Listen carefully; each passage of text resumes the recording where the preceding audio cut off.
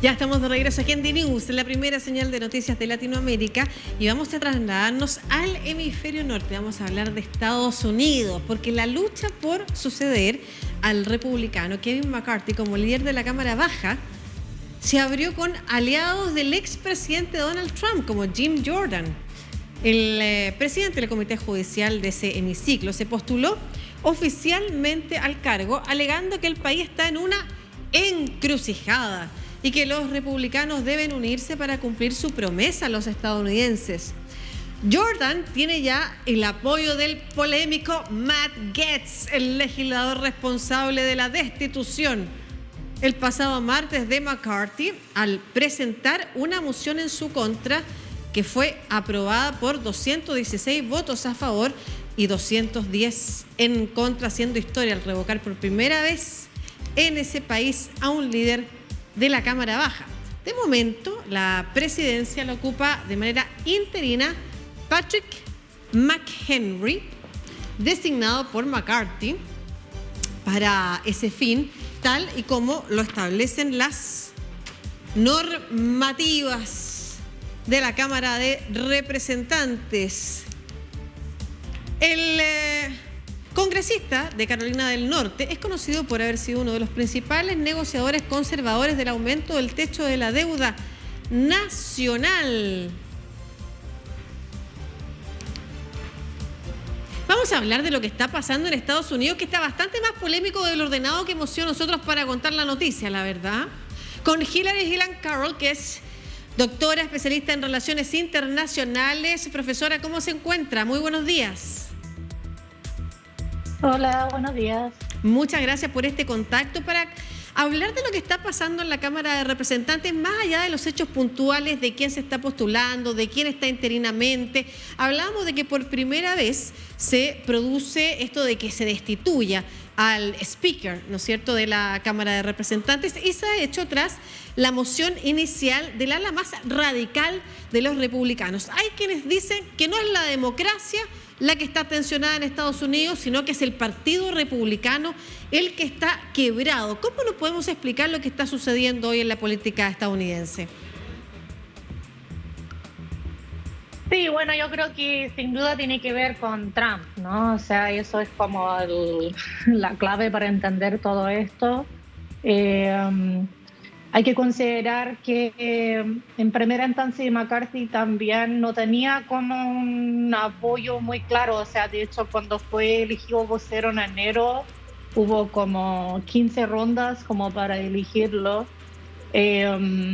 Y tiene que ver con que dentro del Partido Republicano como que efectivamente hay como cada vez más fragmentación en torno a lo que está pasando con Donald Trump, y también respecto a estas alas como más de ultraderecha o más ultraconservadoras, ¿no? Uh-huh. Entonces, ahí en realidad, claro, como que el voto para sacar a McCarthy al final fue como con todo el voto demócrata, más así como en realidad un par de personas, como ustedes decían, ¿no? Matt Gaetz, por ejemplo, que son como del Freedom Caucus, que es como la gente más de ultraderecha, uh-huh, que como que en el fondo esa gente como que estaba votando en contra de McCarthy porque había negociado con Biden.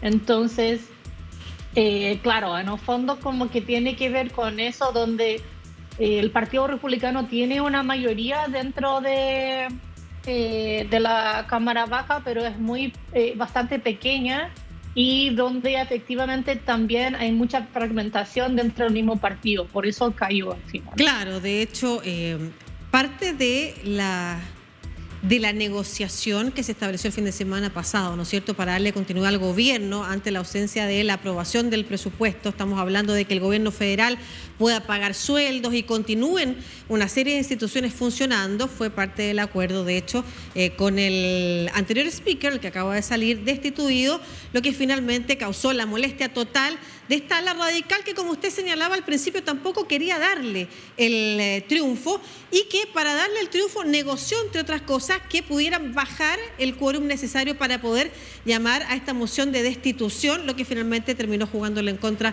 al propio McCarthy. Pero hay quienes señalan que Nancy Pelosi, por ejemplo, la anterior speaker del Partido Demócrata, además teniendo mucho menos votos a favor, había logrado mantenerse en pie durante todo su proceso como speaker. ¿Qué es lo que puede lograr el Partido Republicano en este tiempo que viene? ¿Y por qué al Partido Demócrata le convenía votar en contra del speaker con el que finalmente habían podido avanzar en algunas normas? Aquí hay que entender, como decía, igual McCarthy desde luego era como una figura no muy querida. O sea, es como un tipo también como de muchas volteretas, como que, no sé, como que cuando hubo eso del intento de tomar el Capitolio, como que después de eso le había como condenado lo que había ocurrido y después como que retrocedió y como que mostró apoyo de nuevo para Trump. Entonces como que ha tenido una posición como un poco floppy, así como políticamente, como ni chicha ni una, como se dice en Chile, ¿no? Entonces como que sí, y también en un contexto de crisis dentro del Partido Republicano respecto a qué pasa con Trump, porque también no hay que pasar por alto que estamos en un contexto donde Trump se ha presentado como candidato presidencial, pero donde también está enfrentando una serie de juicios, ¿no?, en distintos lugares de Estados Unidos por diferentes crímenes, ¿no?, delitos que tienen que ver tanto con no las elecciones del 2020 como también pasando por otros temas. Entonces, claro, como que en ese sentido también el Partido Republicano, yo creo que como que tiene esto, ¿no?, como qué hacer con Trump, donde todavía hay mucha gente que apoya a Trump. Entonces, y también donde tiene esto de como sectores que son muy Tea Party, muy así, por ejemplo, este Freedom Caucus de Gates, antes estaba ahí la Marjorie Taylor Greene, y se fue porque peleó con Lauren Boebert, que es esta otra que también como que la pillaron como en un teatro, claro. No, en un teatro. Entonces es como medio circo todo, y donde también como que hay mucha gente, digamos, como que también preguntando mucho como respecto a esto de como a la larga que va a terminar pasando con este partido, que en realidad como que también ha ido como abandonando como, no sé, esa posibilidad de votar de una forma muy cohesionada, porque también tiene todos estos conflictos internos, ¿no? Ahora, para hacer un congreso bipartidista, binominal, como diríamos en Chile, se requieren igual dos partidos fuertes, porque de lo contrario lo que está pasando es que hay permanente bloqueo o asociaciones que son de no muy larga data, lo que les hace actuar en revancha permanentemente, que desde ese punto de vista lo que estamos viendo del Partido Demócrata también es dejar un poco al abandono a los republicanos y ver cómo se la arreglan ellos. Pero ¿cómo continuará esto? ¿O qué significa para los demócratas y para la agenda de Biden, y sobre todo pensando en las reelecciones, el perfil de persona que llega a ocupar el cargo de speaker? Y aprovecho de preguntarle, ¿hay posibilidades de que Donald Trump también pudiera llegar a ese cargo? Porque no necesariamente, y esto es lo particular también de la Cámara de Representantes, ¿no es cierto?, que el speaker no necesariamente tiene que estar en el Congreso. Se ha hablado de Liz Cheney, se ha hablado de Donald Trump incluso. ¿Qué efecto va a tener el nombre que se le ponga para el gobierno de Biden? Sí, o sea, eso de la posibilidad de postular a Trump fue una idea de Gates, pero yo creo que no tiene mucha posibilidad, y él mismo, Trump, dijo que no le interesa. Entonces, como que yo creo que no lo va a hacer. Ajá. Ahora, claro, esto de ser como vocero o vocera de la Cámara Baja en general, bueno, no sé, como que hay que entender que dentro del Congreso de Estados Unidos también hay un montón de como reglas y procedimientos que ya llevan décadas, sino siglos. Entonces como que hay mucho reglamento, y por eso también lo que tú mencionaste al principio, de que como que efectivamente esto es la primera vez que un vocero como que efectivamente fue como sacado, ¿no? Como Claro. a la fuerza. Entonces, como que en ese sentido, yo creo que lo más probable es que van a encontrar otra persona dentro de las filas republicanas. Ahora, el Partido Demócrata también tiene como su candidato que han presentado múltiples veces, Hakeem Jeffries, pero yo creo que no, o sea, como que igual los republicanos de entre todos sí tienen una mayoría. Veo difícil que ese voto como de la ala más conservadora y más ultraderecha vote por alguien así. O sea, yo creo que eso no va a pasar.